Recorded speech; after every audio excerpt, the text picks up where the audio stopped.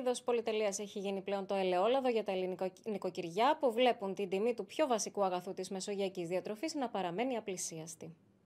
Η ακρίβεια συνεχίζει να πλήττει τα ελληνικά νοικοκυριά και βασικά είδη διατροφής όπως το αγνό παρθένο ελαιόλαδο τείνουν να θεωρηθούν είδη πολυτελείας. Οι παραγωγοί αντιδρούν και καταγγέλουν πως πουλάνε το λάδι σε πολύ χαμηλές τιμές, αλλά ο καταναλωτής συνεχίζει να βάζει βαθιά το χέρι στην τσέπη. Αυτό οδήγησε τις τιμές κατακόρυφα σε αύξηση όσον αφορά την τιμή παραγωγού και βέβαια αυτό μεταφράστηκε και είναι ένα τεράστιο ζήτημα και σε αύξηση για τον τελικό καταναλωτή. Δίνει τιμή στον παραγωγό στην παρούσα φάση που θεωρείται από τις καλές τιμές 5,30, όταν η τιμή είχε φτάσει πέρυσι το Φεβρουάριο στα 9 ευρώ. Σύμφωνα με τους ειδικούς, παρατηρούνται και φαινόμενα σχροκέρδειας που εκτοξεύουν τις τιμές.